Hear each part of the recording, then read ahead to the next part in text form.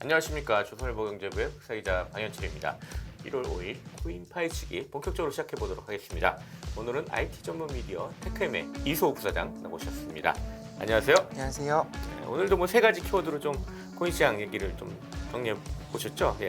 예, 뭐 새해 들어 사실은 코인 시장이 전반적으로 계속 좀 횡보하고 있어서 오늘은 사실 해외 이슈보다는 국내 이슈 중심으로 또 새해니까 또 국내 기업들 사업 현황 되게 궁금하실 것 같아서 준비를 해봤고요. 먼저 예. 키워드 말씀드리면 예. 첫 번째 키워드는 코인팔이 없다는 라인, 두 음. 번째 키워드는 고팍스 바이낸스 품의 안길까, 네. 세 번째 키워드는 빗썸 사법 리스크는 어디로 이렇게 예. 정리해봤습니다. 자, 국내 얘기들이네요.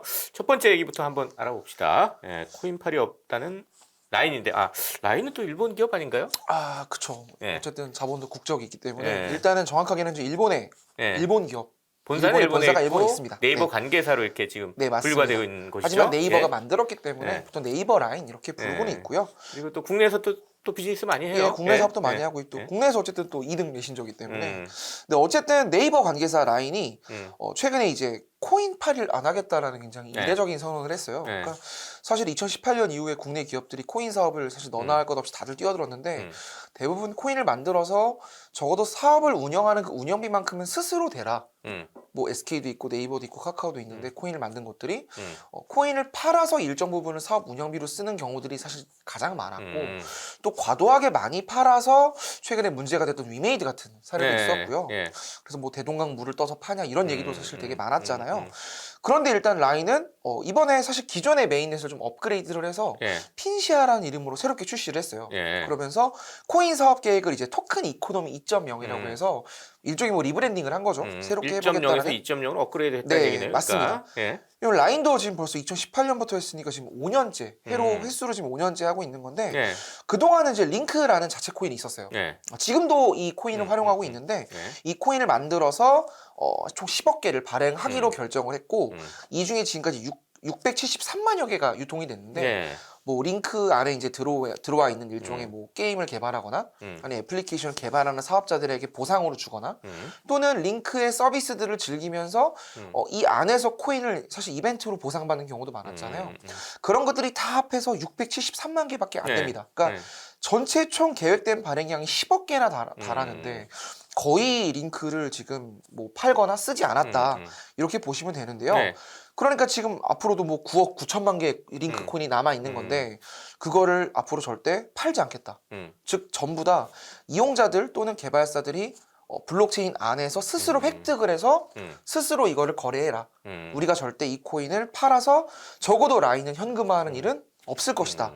이렇게 이해하시면 될 것 같고요. 그러니까 기존에 코인 비즈니스 하던 기존 기업들과는 완전히 좀 다른 방식으로 하겠다. 맞습니다. 뭐 이런 얘기를 하는 거네요. 예. 국내 코인 사실 해외 코인들도 마찬가지인데요. 그러니까 대부분의 코인들이 발행을 하면 한 7, 80% 정도는 뭐 나름 뭐 이용자들에게 생태계에 머무는 대가로 주어지고 사실 30% 많게는 뭐 50에서 60%까지 재단 물량목으로 갖고 뭐 있어요. 일부는 이제 쟁여놓는 거죠, 소위. 네, 그리고 이제 그거를 팔아서 자신들에게 인건비를 충당하기도 하고 자기들끼리 일단은 사업하는 데 있어서 그냥 파트너들한테도 일정 부분 또 코인을 줘야 되잖아요. 그래야 더 들어와서 네. 게임도 개발해주고 하니까 그런 용역비 형태로도 많이 썼는데 이제 그런 거는 없다라는 겁니다. 그랬다가 그 가격 폭락하면은 그 받은 사람들이 완전히 휴지 조각도 되고 그런 일도 벌어지는 거 맞습니다. 아니에요? 예. 그래서 사실은 이 코인을 이렇게 파트너들에게 제공하는 일을 무조건 나쁘다고 보기만은 또 어려운 게 실제로 이렇게 코인을 주고받으면서 더 이렇게 관계가 끈끈해지는 경우도 그런 굉장히 것도 있군요. 많아요. 예, 예, 그러니까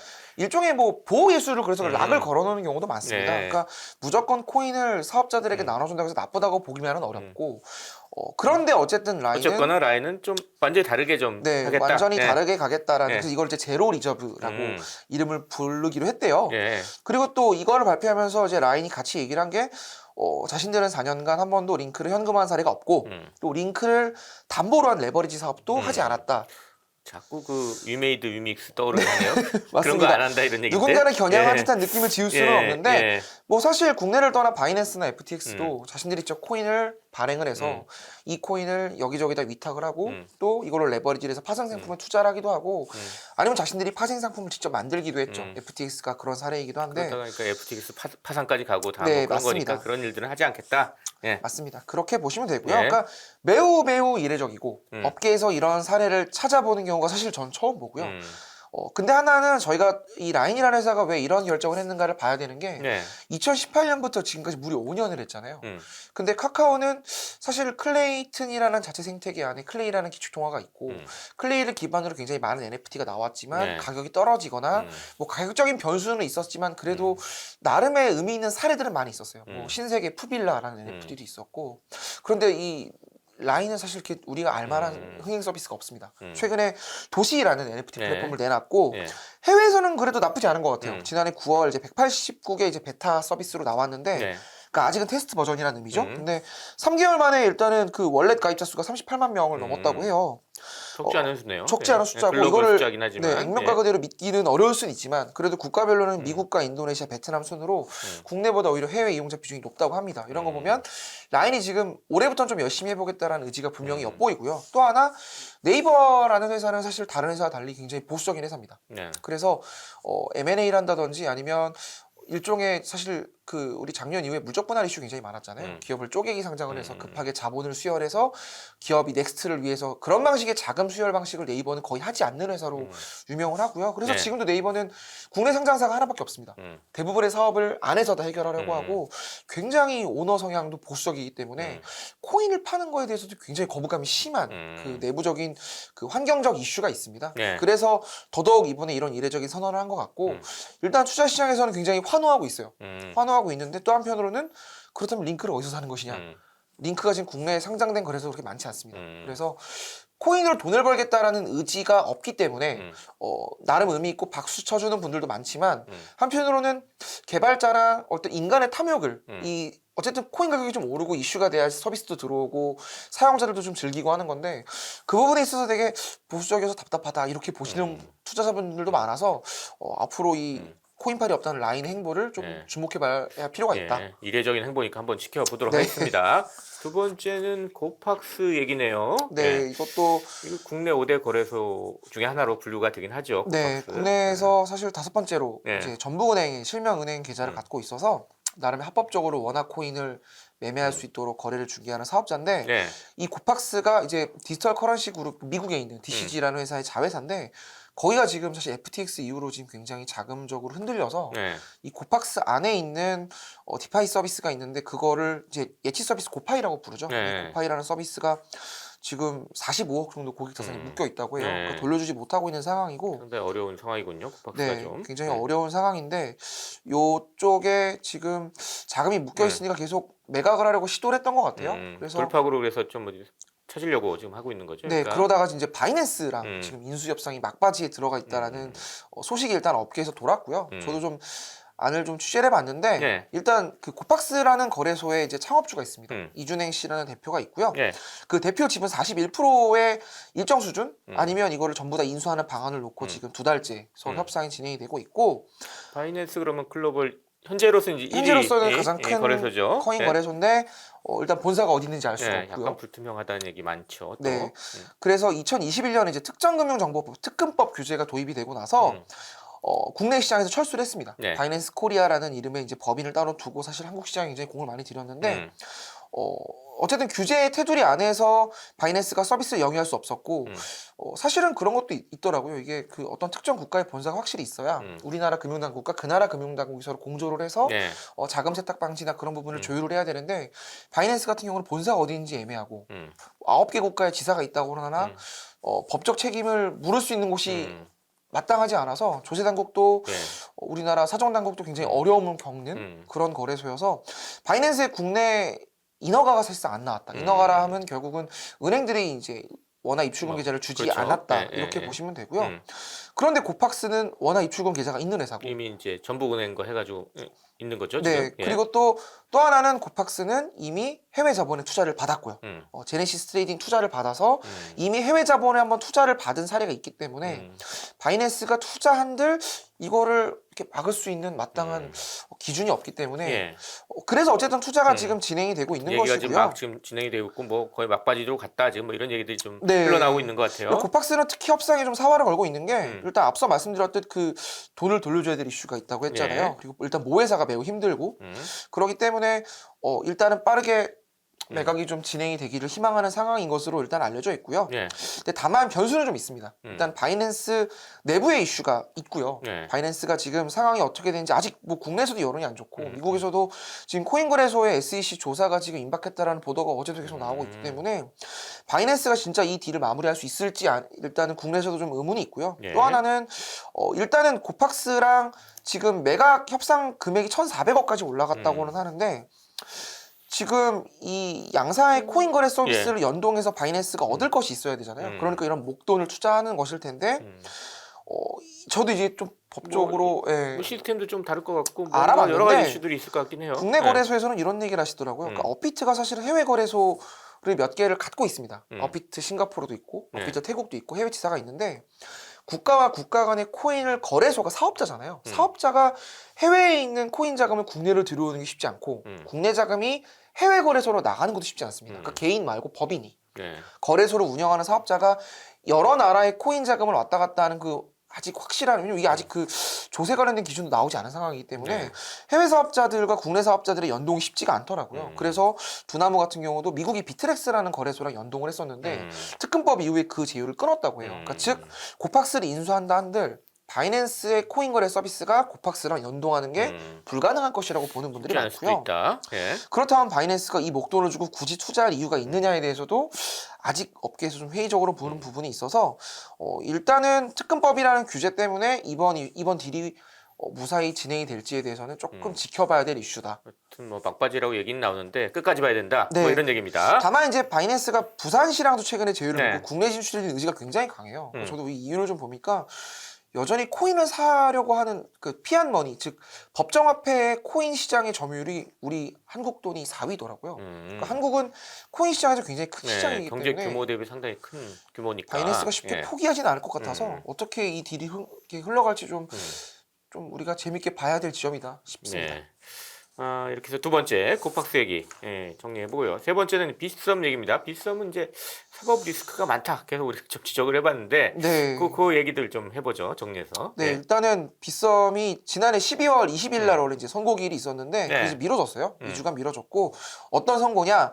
빗썸에는 지금 뭐 회장이라고 주장하는 분이 한 분 계시고 뭐 주장이라기보다는 어쨌든 한번 그 이름에 대한 이슈가 지나간 분이 한 분 계시고 실질적으로 빗썸에 가장 많은 지분을 갖고 있다라고 하는 빗썸의 창업주 이정훈 전 빗썸 이사회 의장이 있는데 이분이 지금 1,100억대 사기 혐의에 이제 처해 있어서 검찰로부터 기소를 당했고 이번에 이제 재판부로부터 판결이 났습니다. 첫 번째 1심이 이번에 나온 거고요. 그 이제 1월에 나온 건데 일단 요약을 해보면 검찰은 일단 이전 의장이 빗썸의 창업주라고 했던 분이 이분이 사실은 예전에는 지금은 전 의장이라고 부르지만 빗썸의 이사회의 의장이셨어요. 실제로. 그러니까 빗썸 경영의 가장 정점에 있던 분이었는데 이분이 김병건 BK 메디컬 그룹 회장으로부터 함께 빗썸을 인수하자. 그러니까 쉽게 말하면 이정훈 의장이 갖고 있던 지분을 김병건 회장에게 매각을 하는 그런 매각 협상이 한번 진행이 된 적이 있었어요. 뭐 그런 얘기 있던가요, 이게? 네, 맞습니다. 그러니까 자기 지분과 빗썸의 일부 지분을 이 김 회장에게 넘기는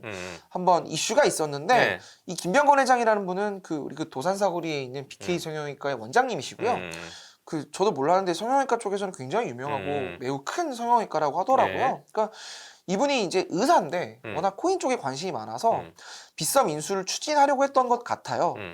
그런데 이게 문제는 일단 그건 무산됐죠, 일단. 네, 무산은 됐고요. 근데 그 사이 이제 문제가 지금 불거진 얘기죠, 이게. 근데 이분이 빗썸을 인수하려면 돈이 필요한데 그건 검찰 측의 주장입니다. 빗썸의 기존 주인인 이전 의장은 코인을 만들어서 코인을 팔아서 그 돈으로 빗썸을 사라. 라는 제안을 김 회장한테 했다고 검찰은 보았던 것 같아요. 일종의 거래소 코인을 만들자고 한 건데 빗썸이 코인을 만들어서 거래소에 상장을 하면 사실 많은 돈이 모이겠죠. 국내에서 제일 큰 코인 거래소이기 때문에 당시에. 근데 우리나라에서는 거래소 코인이 일단은 불법입니다.